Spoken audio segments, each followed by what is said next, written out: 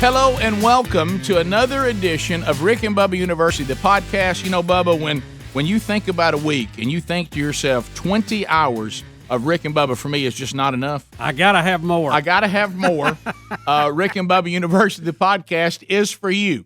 It is a little different. It's a unique podcast every week where we get to do long-form interviews with people as opposed to sometimes on the live show when they're kind of in little 10-minute segments. And today, Bubba, we are excited. We have got a Hall of Famer. Tom Glavine's with us, inducted into the Hall of Fame in 2014. He and Maddox went in the same time. Also, Frank Thomas.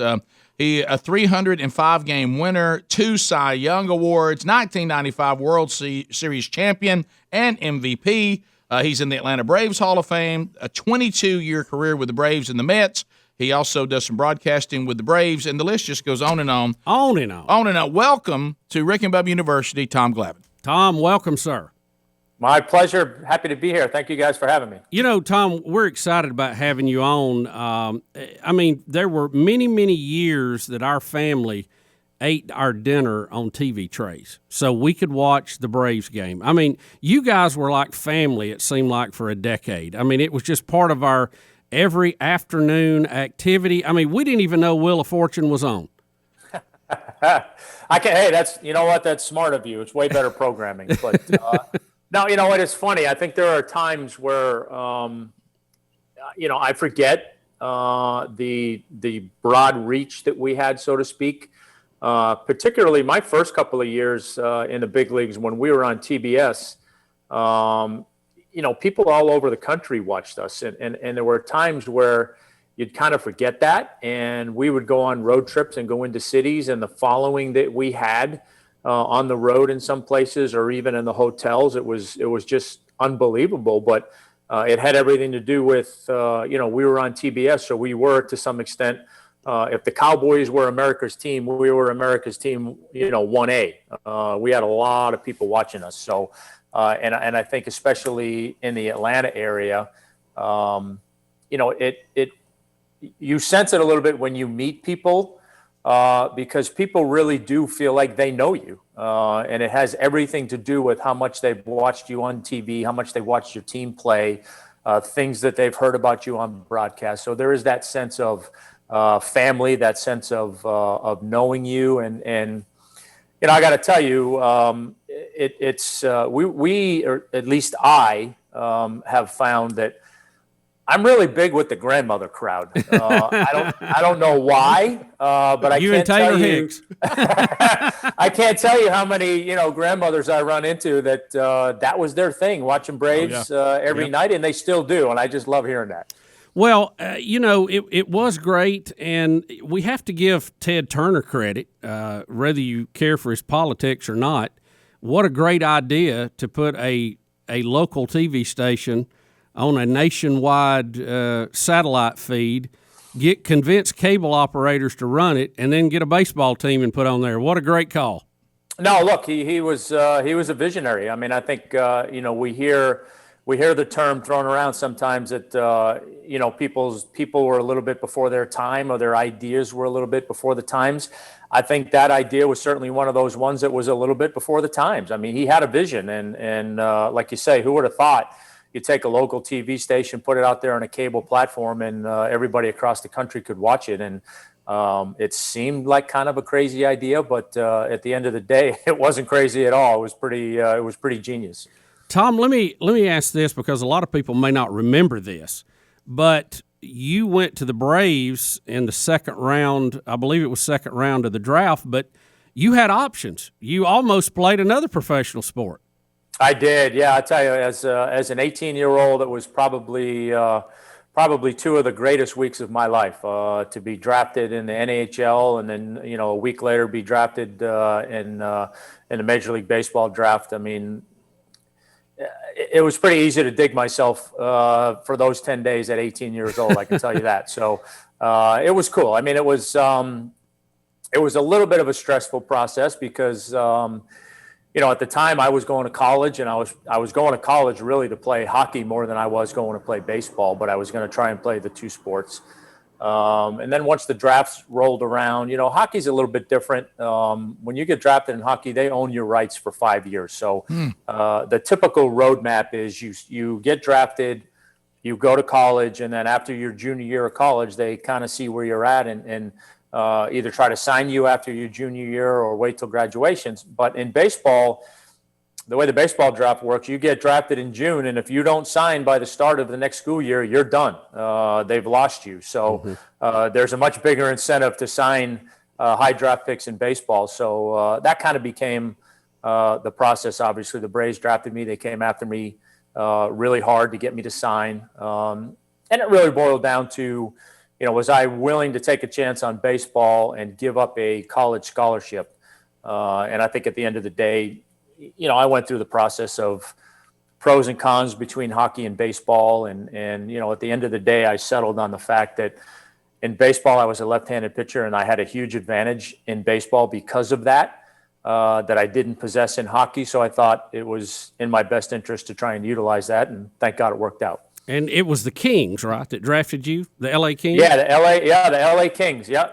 1984, fourth round. So, I like to remind people I got drafted ahead of Luke Robitaille, who was a Hall of Fame hockey player, and I got drafted ahead of Brett Hull, who's also a Hall of Famer. So clearly I would have been a Hall of Fame hockey player had I gone. Well, I was going to say, Tom, you claim you made the right choice, but my goodness, we may never know what you could have done in hockey.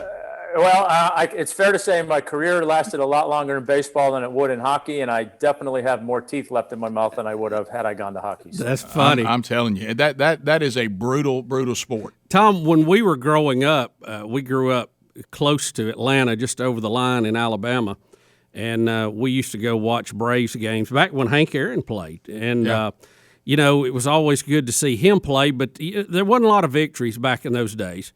It was. Tom. There really wasn't a lot of victories, and it was kind of sad. And every now and then, if you were at the game, you thought you might get in to throw an inning of relief. If you looked like you could do it. I mean, and but at what point did you realize that something was going on with the Braves? That it wasn't the same old.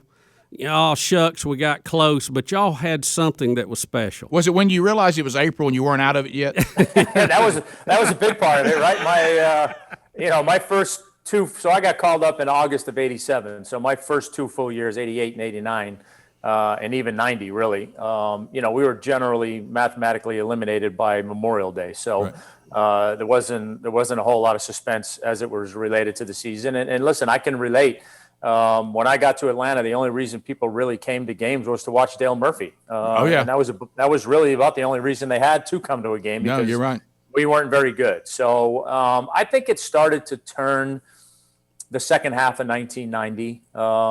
When Bobby came in and took over, and then Leo came in as the pitching coach. We had a lot of the nucleus of what became our teams was there in Atlanta. I was there. Smoltz was there, Avery was there. We had Blauser, Lemke, we had Ronnie Gant, we had David Justice. So, all these pieces were starting to come. And the second half of that year, we were a whole lot more competitive, particularly on the pitching side. I think our ERA the second half of the year was almost 2 runs better than it was the first half of the year. So you could see things starting to come. The nucleus was there. Now, it wasn't anybody, myself included, that would have said to you at that time, hey, we're gonna win our division next year in 1991, and oh, by the way, we're gonna rattle off 14 straight. Nobody ever would have thought that. I think when we went into that winter, and we got Terry Pendleton, we got Rafi Belliard, we got Sid Bream, guys that could really play defense, guys that came over from winning organizations and knew what it took to win. We thought realistically we were going to be a competitive team. And by that, getting back to a 500 or a little bit better and maybe, somewhere in the middle of our division, which doesn't sound very lofty. But, when you'd come off 3 straight 100-loss seasons and finished in dead last, it's a pretty big jump to think you're going to be a 500 ball club and maybe finish third or better in your division. But, listen, the stars aligned in 91. I think the development for all of us ended up being quicker than the timetable I think that anybody had for us, myself included. And then it was just one of those things that, you hear it all the time in sports.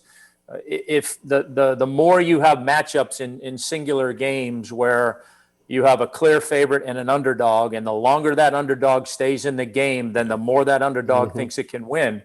That was the case for us in 91. The more we stuck around, the more we started to believe in ourselves. And it really became that, why not? Why can't we win? So what that we're young? So what that we're inexperienced? We're good. And we really thought from the second half on that we had a legitimate chance to win, and it all fell into place. Was there a surreal moment in the second half of that league, a game you remember, a batter you remember that you went, hey, this is it, we've made the turn? There were a couple moments. I mean, memory serves me. We were right there with the Dodgers going into the All-Star break, and then we had a bad week before the All-Star break. And I want to say we ended up maybe 7 or 8 games back at the All-Star break, which was a little bit of a disappointment given that we were so close going into that last week of the first half. And I remember vividly coming back for the start of the second half of the year.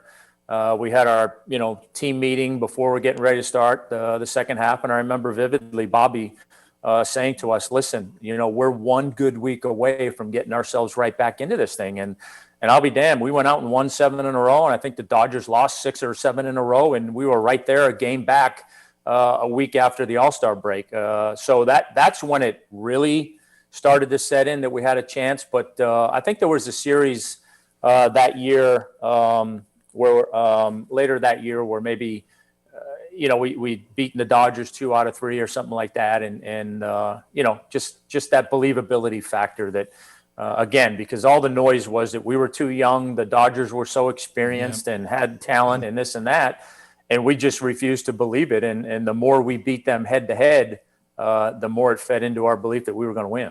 Tom Glavine is our guest on this edition of Rick and Bubba University, the podcast. We'll come back and we'll talk more with Tom Glavine when Rick and Bubba University, the podcast, continues.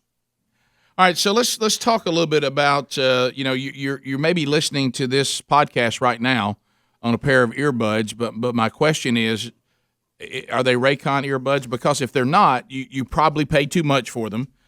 You probably look kind of silly the way they're designed, like something's hanging out of your ears.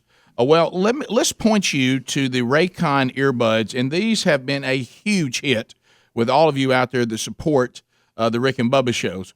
And let me tell you this: when you put these in, you'll realize pretty quick they're made for comfort.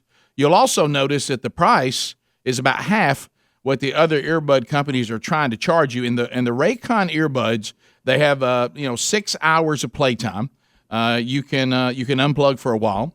Also, the different styles are very chic, and again, they're designed for comfort. And the bass and the way it sounds when you're listening to music, you're not losing any quality when you're paying a lower price. And because you are listening to Rick and Bubba University, the podcast, we're going to get you another 15% off. So here's what you need to do.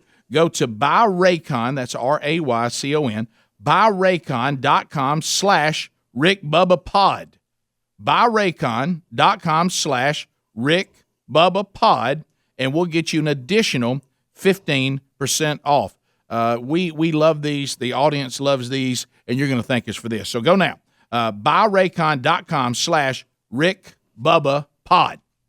Tom Glavine, Major League Baseball Hall of Famer, with us on this edition of Rick and Bubba University, the podcast. We've been talking a little bit about the rise of the Atlanta Braves there in the 90s and the dominance of the Braves in the 90s.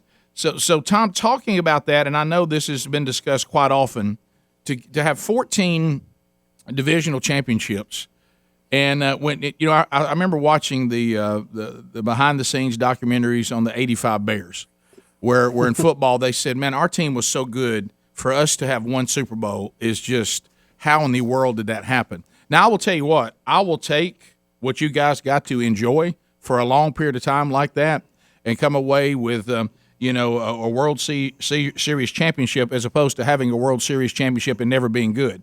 I mean, because you won a lot of games, you were in the hunt every year. That's exciting.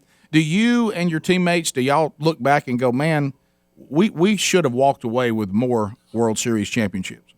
To a certain extent. I think that you can't help but think we could have easily won at least one more. But I think that thought process is far different than feeling like somehow because we only won one, it diminished the accomplishments exactly of those 14 division titles. And it's like I say to people all the time, okay, yeah, I mean, we're disappointed we only won one World Series, but would you rather have what we did, where essentially if you were a 4-year-old kid in Atlanta in 1991, you went through your entire school career where the Braves were in the playoffs? Or would you rather have what Toronto did and won back-to-back, and they haven't done anything since, or do what the Marlins have done, where they've won a couple and then they've rebuilt 3 or 4 times in between? As a sports fan, I would rather have my team have a chance every year. Right. That's what I would rather have. And now if they win, that's great, obviously, and you're disappointed when they don't. But I want my teams to have a chance. And for us, that's what it was about. And I think when you look back at the World Series, really the only difference in us winning in 1995 against Cleveland versus some of those other years was maybe a pitch or maybe an at-bat. And the margin for victory or defeat truly is razor thin. And some of it is just plain luck. I mean, it plays into it. But, I look back at the 91 series against Minnesota. Look, we could have easily won that series. We had our chances. We weren't able to get that key hit when we had the bases loaded and nobody out, or even that key fly ball, right?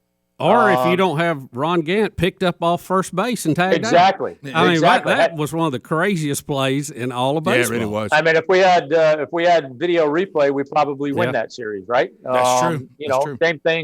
Same thing in '92 in Toronto against Toronto. Where Ed Sprague hits that big home run in the 9th inning in Game 2, where now we go to Toronto 1-1.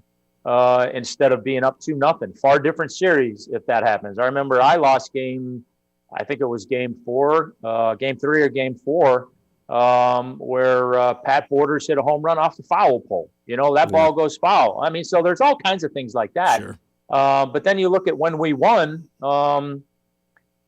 we made pitches when we needed to make pitches. We got hits when we needed them. We had some key defensive plays. The only one that I look back at with any regret whatsoever, in terms of, that's one that we let get away. It was '96 against the Yankees, to go up. We were there. To go up to New York and win 2 games on the road and come back and then essentially get swept. And we had a big lead in Game 3. It was Game 3 or Game 4. I forget what it was. But, one of those games, I think it was Game 4, because Game 3 I pitched and we ended up getting beat. And I know in that game we had the bases loaded late and weren't able to score. So, I mean, it's just little things, right? So it's not like you just go out there and you choke or you get beat. I mean, it's just, like I say, little things here and there that happened in '95 that just didn't happen those other years. Tom, I want to ask you about something that I know every Braves fan remembers. As you guys were making this turn in '91, I believe it was '91, you're playing the Pirates for a chance to go to the World Series, which something that we, was totally unbelievable to us that grew up. I just want to make that clear. And Tom talked about you people that grew up in the 14 years. You have no idea. Y'all have no idea. I mean, we could not believe the Braves were like, we are good every year. I mean, we were looking and I said, y'all don't understand this, because I saw kids wasting it. I'm like, you don't understand. My Little League team would go see the Braves, and we would sit right behind home plate because the seats were available. Yeah, it was a different world. I mean, it was a whole different world. And like you said, my goodness, how many more promotions can we do with poor Dale Murphy? Yeah. I mean, every single, it's Dale Murphy bobblehead. It's Dale Murphy batting helmet. It's Dale Murphy bat. I mean, y'all don't understand what we went through to get to this dominant era. Tom, let me ask you about the play. Sid Bream is rounding third base. He's not a speed merchant by any stretch. He's headed home. It had to be the longest 90 feet run that I have. I remember holding my breath watching that play. What was it like from your vantage point trying to get Sid home? I was screaming, drop the trailer. Let's get on in there. Yeah. No, look, it was 92. So 92. We were it was Game 7. We were down. Doug Drabeck pitched a heck of a game that night. And by all accounts, there was nothing. We had nothing going on, and there was no reason to believe that we were going to have the rally that we had in the 9th inning. other than, again, if my memory serves correctly, I think the leadoff hitter that inning ground ball to second base, and I forget who the second baseman was, but he was sure-handed, great defender, and a ball went through his legs, and it's like, oh my God! There it comes. Here it maybe is. Maybe we have a chance. So then it just like so many situations, particularly in a postseason, when something like that happens, it snowballs, and then things start going our way, and then the next thing you know, you've got Sid Bream's a winning run on second base, and Francisco Cabrera comes in, gets the big hit, and yeah, you're watching Sid rounding third, and you're thinking, my God, could we have a slower guy coming around third base right now? I mean, it's like watching a calendar. You're like, now, please. Yeah. In fairness to Sid was a good base runner. He just was not fleet of foot. Right. But thankfully, I guess the one knock on Barry Bonds for all his great attributes is he did not have a great throwing arm. He had to go over and get that ball, throw across his body. So that certainly helped the situation a little bit. But it was. It's. You hear people use the term all the time, and I'm not trying to make it this dramatic, but you have those moments where your life flashes in front of you, where right. Everything just slows down. That was one of those moments where everything was just like slow, like, oh my God, Sid, come on, let's go. Please. It was needless to say, when he slid in, barely ahead of the tag, it was crazy, because there was nothing, like I said, going into that inning that led us to believe we were going to have that comeback. And to go back really to what you were talking about, Rick, and Tom, help me with these years, because it's been a year or two. The strike season, y'all were having a good year, and then you have the strike season, which takes away another opportunity to win a World Series. And you were involved in that. You were in the representing players. How was that, knowing that you thought, gosh, for me and my team, we really want to get back on the field, but I got to represent the players? I mean, that had to be tough. Yeah. It was hard. I mean, truth be told, we were in trouble that year. I think we were 5 or 6 games back of Montreal. Montreal had a really good team that year. So we would have had to go on a pretty good run the last 2 months of the season to catch them. And who knows, we may have. But, that was probably the one year that we were in a little bit of trouble during that streak. But, the whole strike, it was a learning experience for me. But it was also hard. I got involved as a player rep because I went through a lockout in 1990, and I did not like not knowing what was going on. I didn't like being home, waiting for somebody to call me and give me information. I wanted to know what was going on. And truth be told, there were a lot of things in the collective bargaining agreement that affected me as a player that I didn't understand. So I thought, this is kind of dumb. I should know this stuff. So that's why I got involved. And then as the whole thing started to unfold and we ended up on strike, honestly, it was just, I think, a situation more than anything else where whenever we would have a meeting, there would always be a press conference afterwards. And for some reason, it was me and David Cohn that always seemed to end up being the guys in front of the microphone. And it just snowballed. And at least from my standpoint, I ended up being, the National League player rep, to some extent, the spokesman every time we had one of those meetings and a press conference. And it was hard because, I think it definitely became kill the messenger. People saw me on TV and they wouldn't even necessarily know what I was saying, but they would hate me and hate the players. And I think the one mistake I made was it was pretty evident, looking back at it, that you were either on the player side or you were on the owner side, and there really wasn't much in between. And I don't think I understood that, but I didn't shy away from any interviews because I thought, hey, if you give me 5 minutes to explain what we're doing, I can change your mind if you don't agree with what we're doing or why we're doing it. And I think that was naive on my part. But I think people who know me know that if I was going to do that, I was going to do it to the best of my ability. I mean, that's just how I work. That's how I operate. I had an obligation, particularly to my team, to be informed and understand what was going on. And then secondarily to the rest of the guys in the National League to be able to do the same thing for them. So like I said, it would probably it would be a great college business course to be able to go through something like that. It really would. I mean, it was a tremendous learning experience. I mean, as a kid from, Billerica, Massachusetts, a blue collar town, to find myself sitting in the Roosevelt room of the White House, sitting down with President Clinton and talking about this thing. I mean, who would have thought I would ended up there? But I was. And like I say, those are the things about it that were just tremendous learning experiences. But I think I was, in hindsight, a little overzealous in trying to convey our message and change people's minds. Tom Glavine is our guest, Major League Baseball Hall of Famer, and we'll talk more when we come back on Rick and Bubba University, the podcast. All right, so Bubba, we've talked about on our show, you and I love the free market. Yeah, we do. And sometimes I know that people think, you know what, I need to prepare for what I think is happening before my very eyes, and we don't want to get, tell people to get paranoid or be unnecessarily concerned. But some of the things you see going on in our country, in our world right now, you just need to be prepared. That's where My Patriot Supply comes in and says one thing, and you and I talk about this a lot. We're very, very much passionate about food. Well, if you're worried about any kind of food supply, or you see the things going on with anti-business, we know that this country right now and the administration we have won't hesitate to shut down the economy if they have to. So if food gets to the point where it's difficult to get, why not be prepared? So we recommend stocking up on emergency food right now. Running out of food is something you don't need to have to worry about. So don't wait on this. Start building your supply of emergency food that lasts for up to 25 years, and it's there when you need it. My Patriot Supply, America's leader in self-reliance. You just want to be able to be self-reliant if the situation calls for it.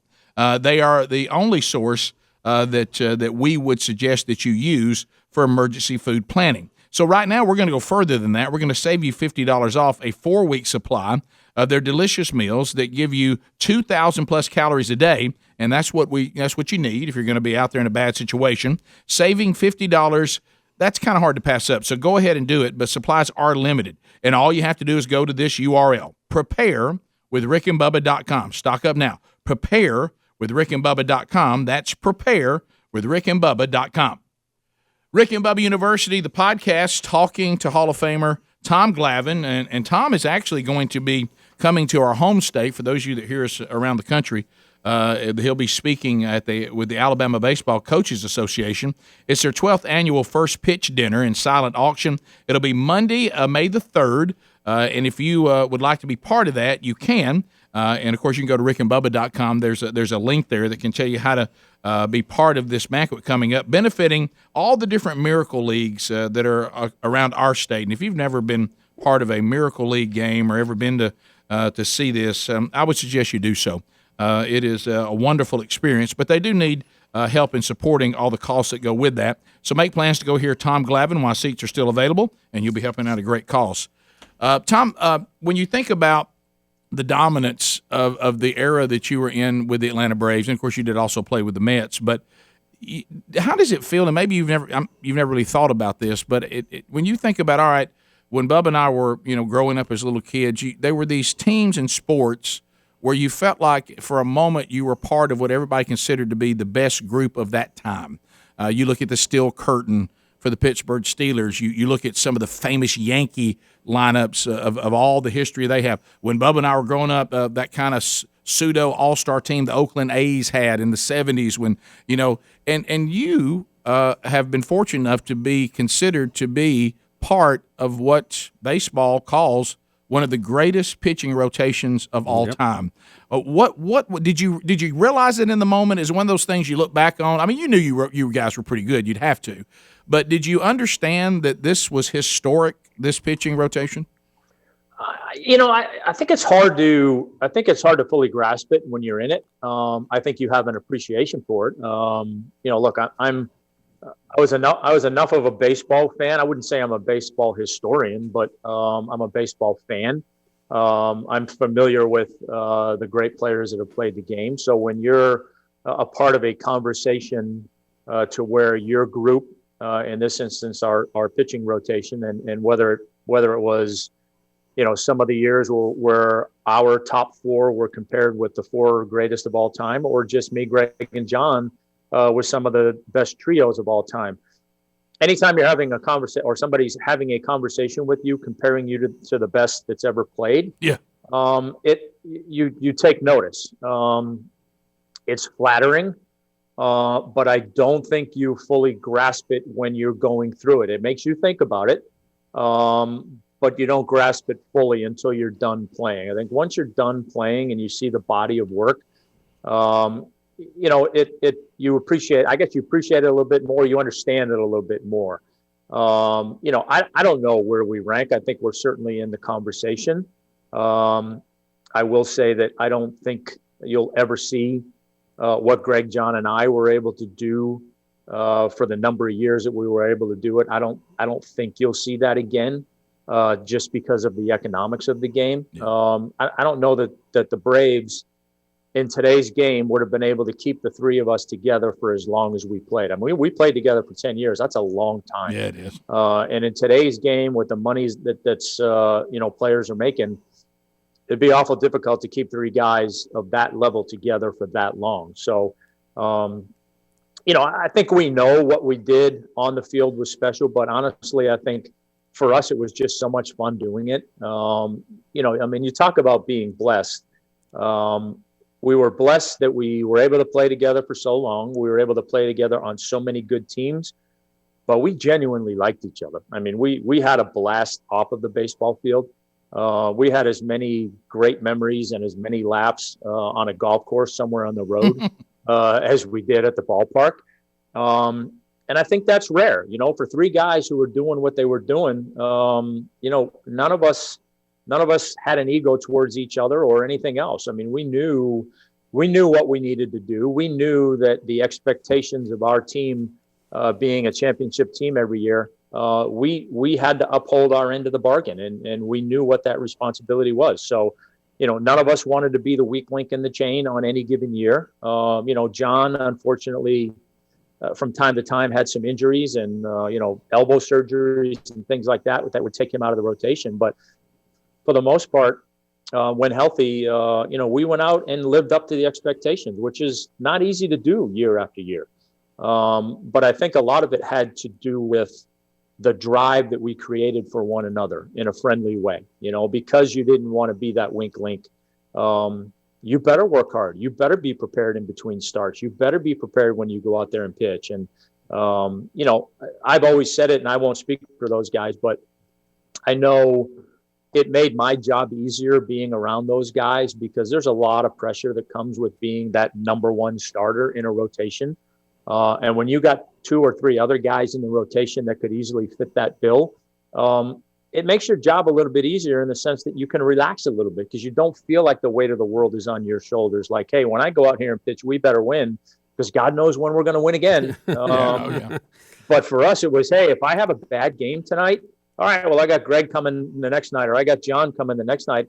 And that's why during that time, we had very few losing streaks of 4 or 5 games. And that's why I say it made it a little bit easier for me, because it allowed me to relax, knowing that I didn't have to go out there and be perfect and win a ball game, because if I had an off night, pretty good chance one of those guys was going to pick me up the next night. Well, I think, too, that may have been the key. You see other teams where you have multiple stars, and sometimes they get kind of jealous of each other, but it looked like y'all actually liked each other, and like you're saying, peer pressure can be a good thing if it makes everybody want to do better.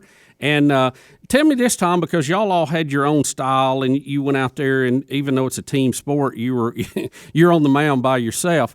Did y'all talk about hitters a lot? How did the mechanics of that group work off the field? But at the ballpark, did y'all share information? Did y'all talk about setting up hitters, or how much of that goes on between different pitchers? We did. I mean, I think it was more of it for Greg and I, just simply because John had so much better stuff than Greg and I did that, it'd be hard for me to relate with, hey, John, how do you pitch this guy? Oh, well, you throw 94 and you got the best slider in the game. Well, I don't have either of those. So, it doesn't really help me. But no, I mean, I think we had conversations that were extremely helpful. I mean, look, I think from time to time we got criticized, maybe about how much golf we played. But I can promise you it served two purposes. Number one, it was our outlet from the game. When you're playing 162 games in 182 days, it is a grind of a season. And to be able to get out on the golf course and get away from it was very helpful for all of us. But at the same time, we never truly got away with it because most of our conversations on the golf course was about the game, whether it was a series that we just had or a series that we were getting ready to play or guys that we were talking about. How are you going to get this guy out? How are you going to pitch that guy? Greg and I could relate to how we were going to attack guys. Smoltzy, I learned an awful lot from Smoltzy about not being afraid of the fear of failure. I mean, there wasn't a thing in the world that Smoltzy, if you challenged him to do it, that didn't think he could do it. And that was fun to see. And it helped me, it helped me at times to get past, not feeling good about what I was doing and the confidence level and all that stuff. But, I can promise you, we drove each other in that way, but it was also great being around those guys for so long because look, there are times where, if you were struggling, as much as you wanted to try and figure things out yourself, there were times where maybe you couldn't. And it was valuable to go to those guys during a game and say, hey, I feel like I'm doing this, or I feel like I'm doing that. Will you watch me this inning? See if you see anything. And whether it was you came in and that, hey, yeah, you're doing that. You need to fix that. Or, hey, no, you're not, which a lot of times was helpful, too, because it eliminated something in your brain you thought you were doing. So to have those guys around and know each other the way we did and, in a sense, have two more pitching coaches sitting on the bench watching you, it was a huge luxury. We'll come back. We'll do our final segment with Tom Glavine on this edition of Rick and Bubba University, the podcast. All right, so Bubba, B-A-M-B-E-E, Bambi. So what does that mean? Well, you need to find out because if you are, a business out there trying to make it happen, sometimes the old HR manager, that HR department will just eat you alive. It's very expensive, but you have to have one. On average, though, if you're going to have an HR manager, that's going to be about $70,000 a year, starting. That's the minimum. So why don't you go to BAMBEE, because this is created specifically, like us, Bubba, a small business. You get a dedicated HR manager, and they craft your HR policy, maintain your compliance, all for just $99 a month. Now that you can handle. You can change HR from your biggest liability to your biggest strength by simply making this move. Your dedicated HR manager is available to you by phone, email, real-time chat. Hey, I need to bring somebody on board. They handle it. Need to let somebody go. That can get real dicey. They handle that. They customize your policies to fit your business, and they help you manage your employees day by day, all for just $99 a month. Month to month, no hidden fees. You can cancel at any time. So why don't you get your free HR audit today, okay? You worry about the business. Let them worry about all the HR compliance. Go to Bambi.com. That's BAMBEE/Rick Bubba right now to get your free HR audit. That's Bambi.com/Rick Bubba, BAMBEE.com/Rick and Bubba. All right, Bubba, we're back on Rick and Bubba University, the podcast. Tom Glavine is our guest. And Tom, now that we've talked so much about the inner workings of playing. Now, we see the birthday, balloons behind you. You're somebody's dad. You got a 12-year-old. A few somebodies, yeah. Yeah, a few somebodies. But you do have a son now that is playing college baseball at Auburn, and is a lefty, so that's good too. So now you go from, hey, you're not just a guy who played baseball. You played at a very high level, very high profile. How do you manage? And I know this, and the expectations of a last name on any of your children, especially when they're going to try to play the exact same sport that Dad played? I think it's just the kind of thing that we talked about. I think my wife and I made our kids. I don't want to say if I would say aware, right? But maybe cognizant of the fact that our last name meant something and was recognizable, right? And that for them was going to come with good and bad.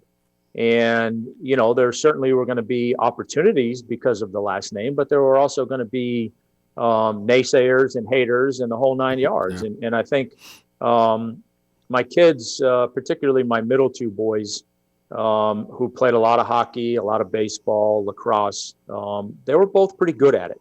They were pretty good at letting it roll off their shoulders and just kind of laughing at it. And it's funny because there were I can't tell you how many times, my kids would go somewhere, meet somebody for the first time, and how often they would come back and would say, "Hey, how'd it go?" Or, whatever. And how often the conversation from them would be, "Well, we met so-and-so and they said, they were surprised how nice we were and how down to earth we were."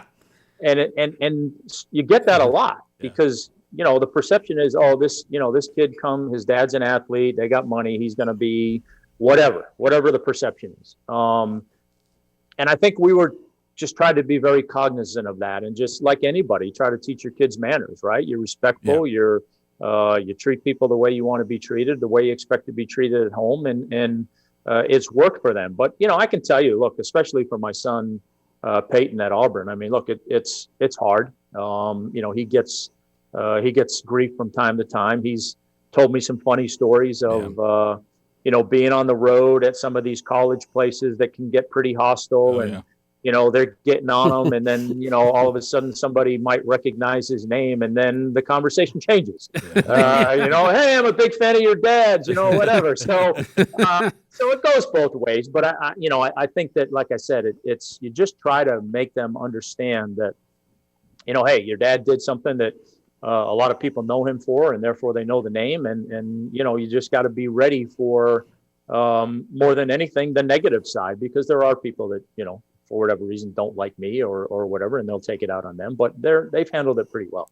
Tom, let me ask you this. Baseball hands out a lot of awards, but during your 14-year run, was there a player in the Braves organization, maybe even a coach, somebody in the clubhouse, that you would say would have been an MVP in your eyes, maybe didn't get as much press as they needed to, but you thought was a key cog in the wheel that was the Braves?